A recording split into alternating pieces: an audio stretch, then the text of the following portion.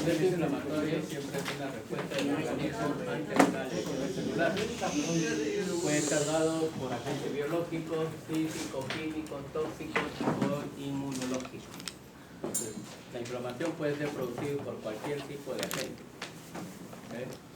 Por eso es que lo diferenciamos de la infección. La infección solamente va a ser producida por agentes biológicos, ¿no? Entonces, eso ténganlo siempre en cuenta. Ahora, la finalidad de la inflamación es eliminar los agentes causales o, en cierta forma, también neutralizar, ¿no? Por ejemplo, en los casos de parasitosis, a veces no se eliminan, sino que los parásitos siguen, ¿no?, todavía presentes en nuestro organismo. Después de todo proceso inflamatorio viene el proceso de reparación tisular, que es otro de los temas que debemos de ver cuando terminemos inflamación, la reparación del tejido. Vamos a ver que básicamente hay dos tipos. Una que se conoce con el nombre de reparación por primera intención, ¿no?, que está dado por cicatrización específicamente, y la otra que es la cicatrización por segunda intención, ¿no? Una cosa es que algo cicatrice en nuestro organismo, ¿no?, y otra es de que tengamos que emplear otros métodos para poder ayudar a ese proceso. ¿De acuerdo? Pero hablando de cicatrización siempre hay dos tipos, uno por primera y otra por segunda intención. Siempre mencionaba que no se olviden de la marinera, ¿no es cierto? Si no hay primera, no hay segunda tampoco, ¿no es cierto? Entonces, en la inflamación es así, reparación por primera intención y por segunda intención. Va a depender mucho de cómo se ha efectuado la lesión. Luego ya hemos mencionado también la inflamación aguda, que es una respuesta inmediata relacionada con la inmunidad innata, ¿no? Es decir, prácticamente lo que nosotros vamos a tener como elementos inmunitarios van a ser los leucocitos en primera instancia. Pero ustedes van a recordar también, o cuando hablemos de inmunología, o ya lo conocen, porque han hecho inmunología, ¿no?, van a conocer que hay una inmunidad natural, ¿no? Y en esa inmunidad natural nosotros vamos a tener específicamente lo que corresponde a la piel, ¿no? La piel que prácticamente va a reaccionar ante cualquier tipo de lesión, ¿no? La inmunidad natural. Luego la inmunidad adquirida, que es ya de diferentes tipos, ¿no? Y lo otro que son los mecanismos de hipersensibilidad, que básicamente van a ser de 4 tipos, ¿no?, que los conocemos con el nombre de, con números romanos: tipo 1, tipo 2, tipo 3 y tipo 4. Cada una con sus respectivas características. Y luego la respuesta, la inflamación crónica, que es una respuesta tardía, ¿no?, que está relacionada también con la inmunidad adquirida. Pero en este caso no va a estar, todas las enfermedades de tipo inmunológico son consideradas como enfermedades crónicas. ¿Por qué razón? ¿Qué elemento celular participan? Los linfocitos. Generalmente los linfocitos van a caracterizar a esas enfermedades inmunológicas y hay que determinar si es de tipo linfocito B o linfocito T, ¿no? Las características en las cuales predominen algunos de ellos van a estar dadas por diferentes entidades, ¿no?, de tipo inmunológico.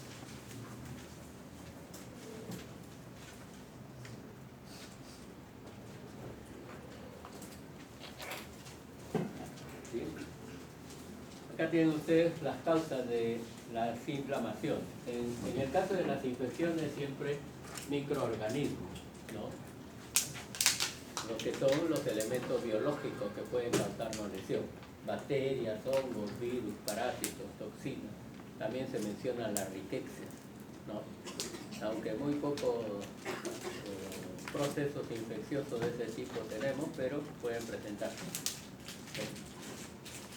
Luego, los que causan necrosis tisular. Y recuerden ustedes que la necrosis se produce por lo general por isquemia, ¿no es cierto? Algunos de estos procesos inflamatorios pueden causar isquemia, ¿no? En los casos de traumatismos también. Cuando un proceso inflamatorio causa isquemia, cuando se destruye prácticamente el tejido, ¿no? Y que se produce por lo general en enfermedades crónicas granulomatosas, ¿no? Se destruye el tejido y no va a haber estructura vascular que repare ese tejido, ¿no? Entonces va a haber diferentes cambios en esa inflamación crónica granulomatosa. En traumatismos también, si el traumatismo es sumamente extenso, pueden tener problemas hemorrágicos o pueden tener problemas de necrosis. Si es el tejido adiposo, definitivamente se va a necrosar este tejido, ¿no? Y va a causar alteraciones. Y si son procesos hemorrágicos, también, dependiendo de la severidad de la hemorragia, puede ser fatal para la persona, ¿sí? También agentes físico-químicos, ¿no es cierto? En ello está lo que es la patología ambiental, ¿no? Sobre todo acción de las radiaciones solares, también la acción de algunos otros elementos radiactivos, ¿sí? También vamos a tener la acción tóxica de metales, ¿no? Sobre todo metales pesados, ¿sí? Como el plomo, el mercurio, ¿no? Que van a ser perjudiciales para nuestro organismo, ¿sí? La presencia de cuerpos extraños también puede causar muchas alteraciones, ¿sí? Se menciona las astillas, los cristales, ¿no? ¿Por qué se tiene cuidado con esto que son las astillas o con un vidrio pequeño que se introduzca en nuestra piel? El común de la gente considera de que esos elementos, por ser pequeños, pasan al torrente sanguíneo y de ahí viajan, ¿no? Y van a causar alteraciones a distancia, ¿no? ¿Puede ser posible eso? Sí. Pero muchas veces también un elemento extraño, no tan extraño porque a veces se puede ingerir, ¿no? Con los alimentos. Por ejemplo, nosotros, en cuanto a la experiencia que tenemos de haber realizado autopsias, ¿no? Tuvimos la ocasión de hacer la autopsia o necropsia a un niño, ¿no? Y no se encontraba clínicamente por qué había fallecido, ¿sí? Entonces siempre el problema fue que el niño cursó con una hemorragia abdominal severa, ¿no? Entonces, revisando las asas intestinales, porque en una autopsia hay que revisar, abrir y ver, ¿no? Todo el contenido, ¿no? Que a veces resulta repugnante para algunas personas, de hecho, encontramos, ¿no? Que se había perforado el intestino. Pero, ¿por qué se había perforado? Encontramos un maíz, ¿no? Cancha, que es como se conoce comúnmente. La punta de esa cancha había perforado ese intestino, ¿no? Y eso es lo que había causado la hemorragia, que fue severa para este niño y le ocasionó la muerte, ¿no? Es algo a veces un poco difícil de creer, ¿no? Y en niños puede suceder muchas alteraciones que a veces no tienen explicación, ¿no? Un día también nos llegó un niño que había fallecido en forma casi inmediata, ¿no? Pero no encontramos causa. Lo único que encontramos fue que sus heces estaban totalmente empastadas en el colon, ¿no? No podía, el niño teóricamente no había podido hacer sus deposiciones Entonces las heces se acumularon en demasía en el colon y causaron por lo general lo que es, ¿no?, un reflejo vagal que va a causar una hipotensión bastante severa, ¿no?, que puede causar la muerte. Es igual cuando estaba en la residencia, dicho sea de paso, la especialidad que es la residencia, lo hice junto con el coordinador del curso, con el doctor Carvajal, ¿no? Que de esa época nos conocemos, 4 años ahí en la especialidad. Entre esos 4 años también hubo un caso de una autopsia de un paciente obeso, en el cual al hacer la autopsia no encontramos causa de muerte, ¿no? Prácticamente incluso el jefe, que era, en realidad era un paciente de una clínica, y aceptaron que le haga la autopsia y lo llevaron al hospital donde hacíamos la residencia, ¿no? Entonces me dicen, ¿no encontraste causa de muerte? Con toda seguridad me lo dijo, ¿no? Le digo, en verdad no hay nada que justifique la muerte de este paciente, ¿no? Entonces abrió el cajón de su escritorio y me dijo, esta es la causa de muerte, una radiografía, ¿no?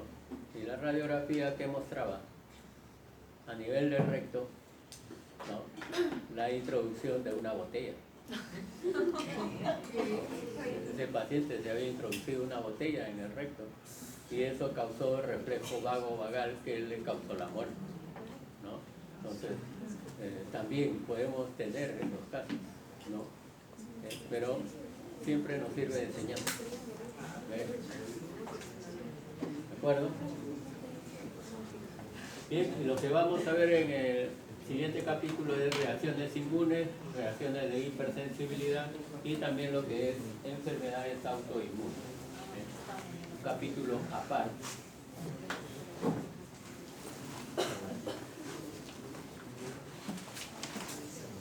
Bien, las infecciones pueden ser bacterianas, virales, parasitarias, por hongos, ¿no?, riquecias también.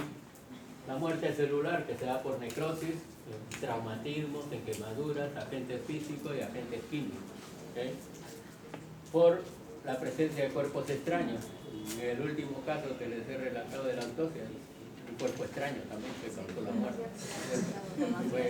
fue la botella, ¿okay?, no porque tomaba demasiado, sino por otras conductas del paciente. Alteraciones inmunológicas.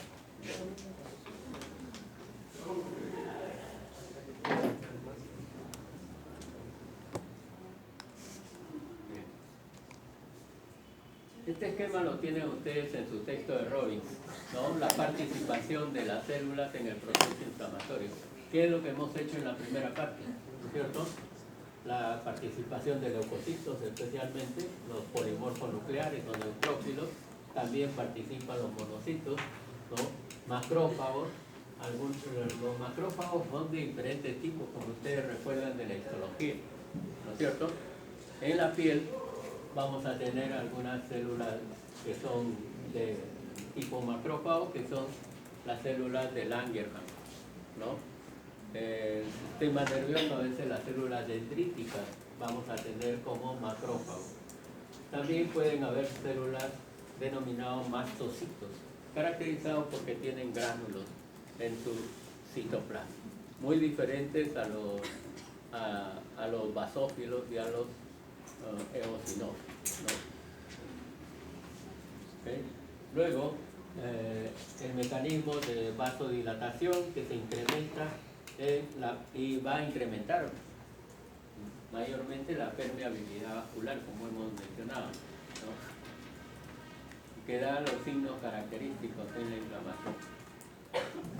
De otro esquema igual, ¿no?, una vasodilatación, ¿okay?, mayor amplitud de los vasos o los vasos sanguíneos o los capilares sanguíneos, que va a provocar una mayor perfusión sanguínea en el área donde se produce la inflamación. Y esto es lo que da el signo de rubor. Acá también está representado lo que hemos dicho, ¿no? Los leucocitos de forma normal van a circular en la parte, sobre todo en la parte central de los vasos sanguíneos. Pero cuando hay inflamación, estos van a ir trasladándose hacia el margen, ¿no? Entonces hay un proceso de marginación, ¿okay? Se van marginando los leucocitos, ¿no? Para poder, después de la marginación, yo me olvidé de mencionarle, hay la adherencia leucocitaria, ¿no? No se olviden, marginación, luego viene la adherencia leucocitaria, porque el leucocito se adhiere a la pared, hasta esperar que se separen, ¿no? Las células endoteliales, o bien realizar su propiedad que tienen de atravesar la pared del vaso, que es mediante la diapédesis, ¿no es cierto?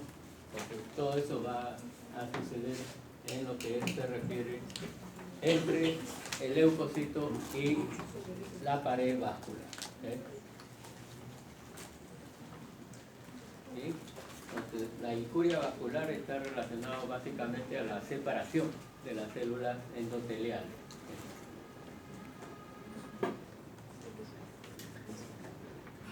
Y esto es lo que también nos explica lo que sucede, ¿no? El leucocito en la parte central, luego se va a ir trasladando hasta la periferia, se va a ir marginando y luego se adhiere. Después de adherirse, sale al exterior del vaso y ahí va a suceder lo que hemos dicho, ¿no? Lo que es la quimiotaxis, ¿no? Cuando el leucocito se dirige hacia donde está el agente causal, ¿okay?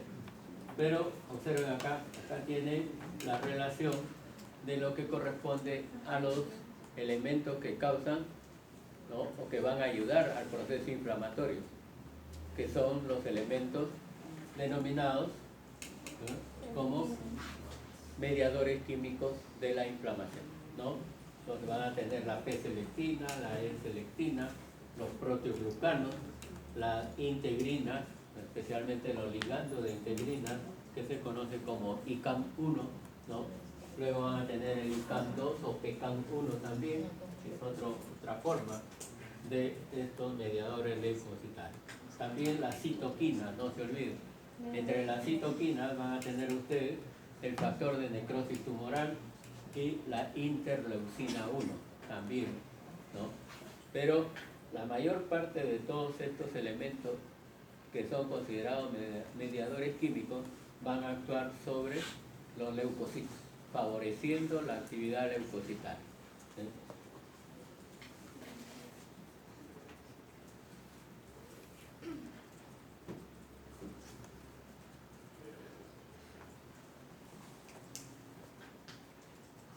¿Sí?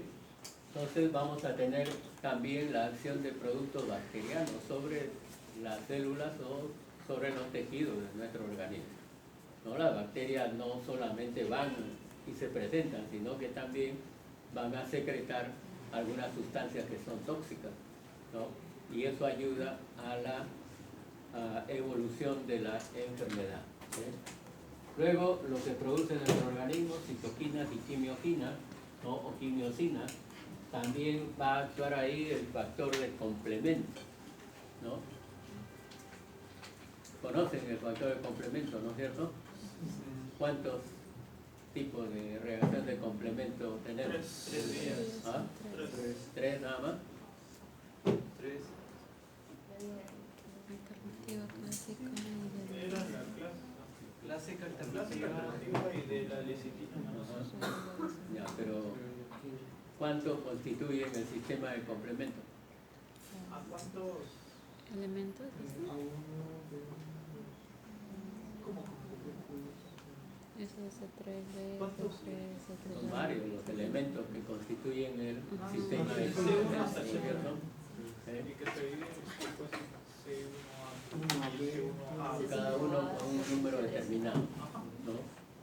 En algunos textos figura que hay hasta 20 Sí. elementos que constituyen el sistema de complemento, ¿sí? Bien, y es el producto de la lipoxigenasa a partir de la pared celular, ¿no? También un factor que contribuye a poder atenuar el proceso de inflamación.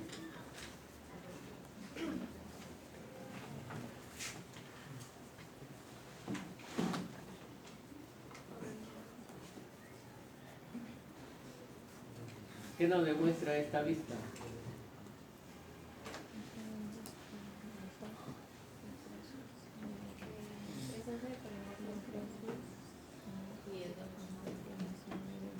En esta característicamente polimorfos nucleares, ¿no? ¿Okay? La presencia de matíes también es notorio. ¿Okay? Luego acá, ¿serán polimorfos? ¿Cuántos núcleos le observan a esta célula? Uno. Entonces, mayormente son mononucleares. Entonces, este puede considerarse una reacción inflamatoria aguda y esta de acá una reacción inflamatoria crónica, donde el predominio de estos leucocitos, ¿no? En uno de los polimorfos nucleares es para la reacción inflamatoria aguda y en el otro, que son los mononucleares, corresponden a una inflamación crónica.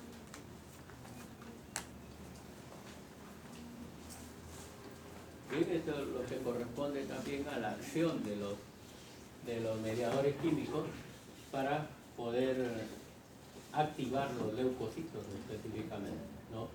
Entonces, vamos a tener, por ejemplo, la quimioquina, ¿no? La formilmetionina o metionilpéptidos, mediadores lipídicos también, la proteína G, ¿no? Como receptor específicamente, que van a actuar sobre el citoesqueleto dando cambios y señales de inducción o transducción. Entonces podemos tener quimiotaxis y también el incremento de la actividad de las integrinas. Entonces uno de ellos, con las integrinas hay adhesión hacia el endotelio y mediante la quimiotaxis la migración leucocitaria específicamente, ¿no? Hemos dicho cómo el leucocito llega hasta donde está el agente causal. ¿Okay? También pueden tener ustedes la producción de mediadores químicos como el ácido araquidónico, los metabolitos de las citoquinas, que pueden ampliar lo que es la reacción inflamatoria. Luego van a tener lo que se considera también como producción reactiva de oxígeno, ¿no? Sobre todo con enzimas lisosomales. Entonces, esto va a actuar sobre o como actividad microbicida, ¿no? Que van a caracterizar a los leucocitos, ¿no? Y la muerte puede sobrevenir también de los microbios con esta actividad propia de los leucocitos. Entonces, acuérdense que lo que corresponde a la actividad leucocitaria va a ser predominante en nuestro organismo.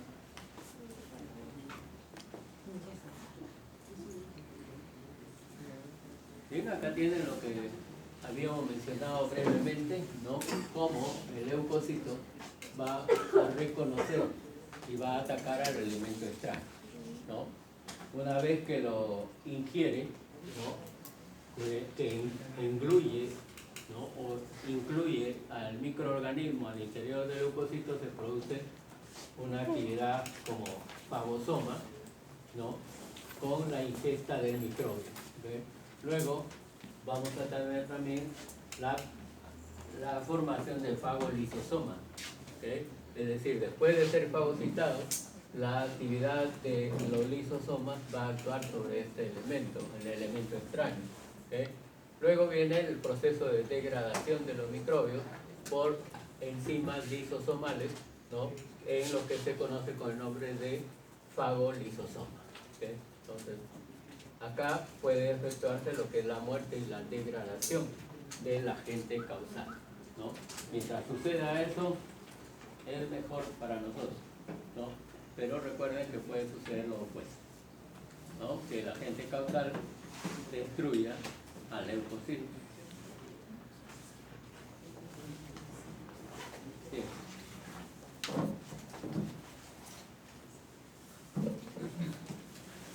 esta es una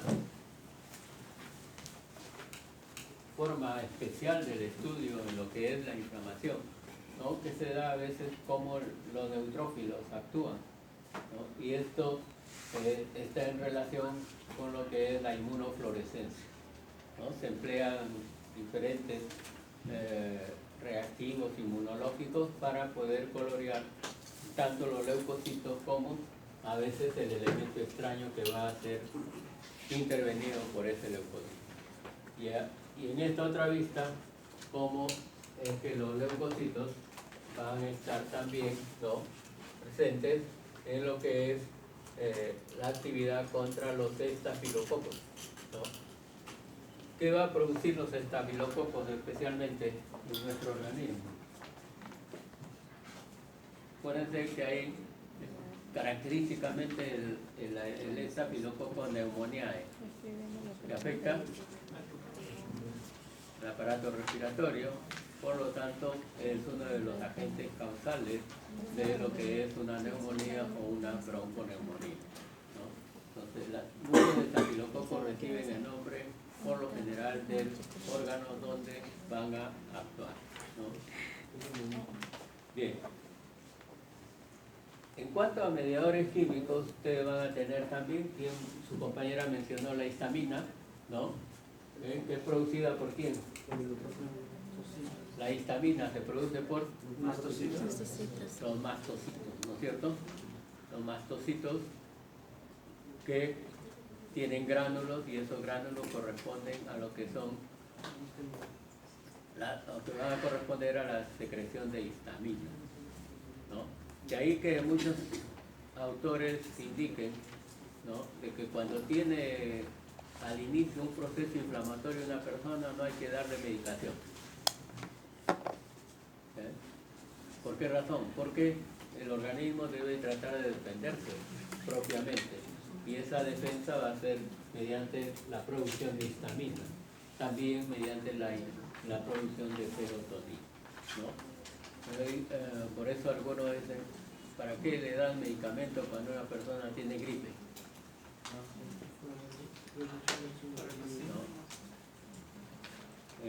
Y muchas veces se dice, esa es una respuesta natural de nuestro organismo para defenderse del proceso gripal, ¿no? Pero recuerden que cuando hay mucha secreción, muchos estornudos, por lo general siempre se toma este producto. Son productos que son antihistamínicos, ¿no es cierto? Entonces, uno lo hace para poder abreviar el tiempo de evolución de la enfermedad. Pero para los que son eminentemente naturalistas no consideran eso, ¿no? El mismo organismo debe defenderse. Y lo otro es de que, aunque hoy en día hay antihistamínicos que no causan sueño, ¿no?, pero por lo general antes de que exista ese tipo de antihistamínicos, sí, todos causaban sueño. Por eso se les prohibía a los que manejaban,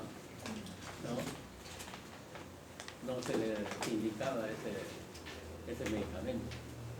O si se les indicaba, se tenía que decir con toda seguridad, no manejen, porque se puede quedar dormidos al volante y puede ser peor, ¿no? Entonces, pero hoy en día sí hay antihistamínicos que no causan sueño, ¿no? También hay elementos postformados, que son los elementos mediadores químicos que derivan del ácido araquidónico, ¿no? Y también el factor de activador plaquetario y el óxido nítrico. ¿Okay? Definitivamente que el factor activador plaquetario se da, ¿no? Y el nombre lo indica que va a activar las plaquetas. ¿Para qué sirven nuestras plaquetas en el organismo? Formar coágulos. Para Coagulación. Claro, interviene en el mecanismo de coagulación, sobre todo en lo que es la reparación tisular también.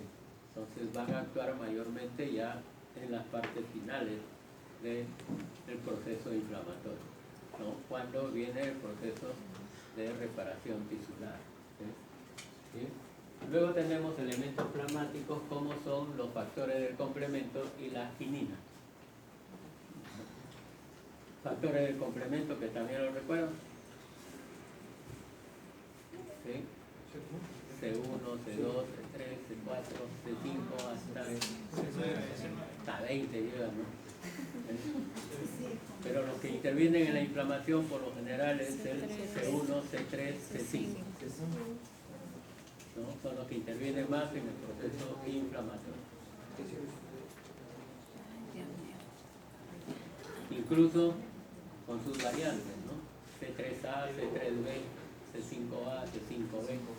Los dos van a ir participando de acuerdo a cómo evoluciona el proceso inflamatorio.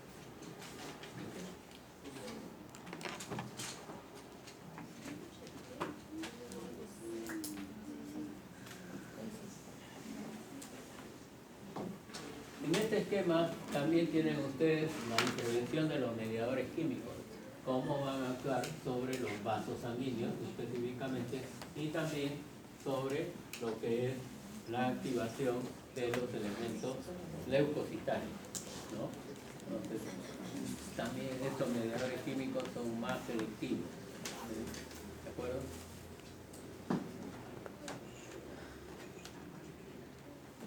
Otro esquema.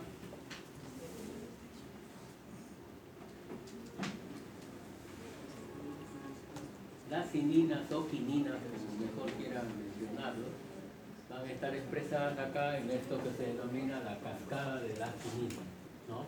Se van a tener la producción de bradquinina, que se da por esto, el CAPM, ¿no?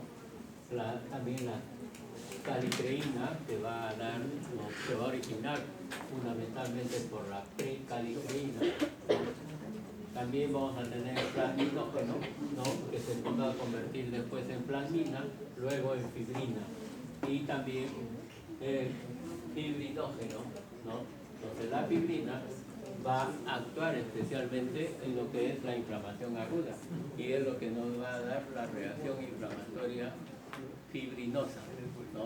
O uno de los tipos de reacción inflamatoria aguda, ¿no? La que tiene, ¿no? Polimorfos nucleares y material fibrinoide. Pero si predomina la fibrina, es una reacción fibrinosa, específicamente.